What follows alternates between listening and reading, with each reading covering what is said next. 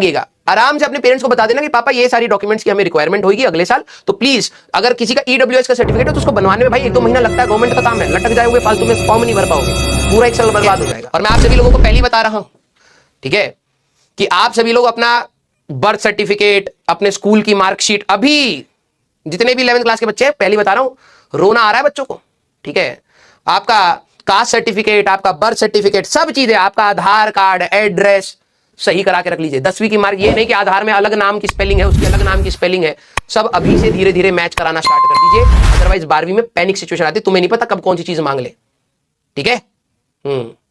अभी रेल लगी पड़ी है, बहुत सारे बच्चों ने अभी तक फॉर्म नहीं भरा क्योंकि वो कास्ट सर्टिफिकेट का इशू आ रहा है कि अब सर्टिफिकेट नंबर दोगे तभी हम मानेंगे। अब किसी का ईडब्ल्यूएस सर्टिफिकेट है तो आप अभी से बनवाइए भाई, ठीक है, क्योंकि आखिरी में नहीं होगा।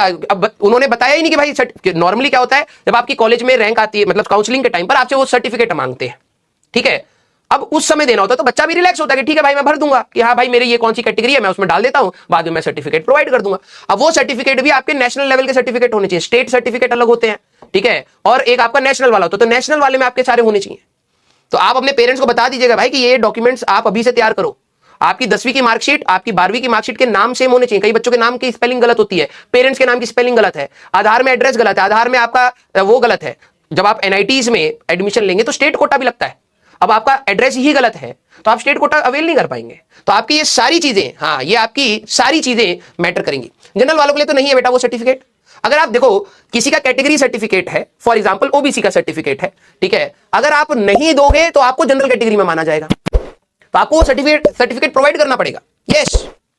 और स्टेट सर्टिफिकेट नहीं, नेशनल सर्टिफिकेट। तो आप लोग आखिरी में मत जागिएगा, आराम से अपने पेरेंट्स को बता देना कि पापा ये सारी डॉक्यूमेंट्स की हमें रिक्वायरमेंट होगी अगले साल, तो प्लीज अगर किसी का ईडब्ल्यूएस का सर्टिफिकेट है तो उसको बनवाने में भाई 1-2 महीना लगता है, गवर्नमेंट का काम है, लटक जाओगे फालतू में, फॉर्म नहीं भर पाओगे, पूरा 1 साल बर्बाद हो जाएगा। तो इसको प्लीज हाँ अभी से पेरेंट्स को बता दीजिए कि आप लोग इसको थोड़ा सा हाँ ईडब्ल्यूएस इकोनॉमिकली वीकर सेक्शन, ठीक है, हाँ यस। फादर की अगर सैलरी, पेरेंट्स की सैलरी अगर 2 लाख या 2 लाख से कम होती है तो उसमें आपको वो मिलता है, ठीक है, क्लियर, हाँ।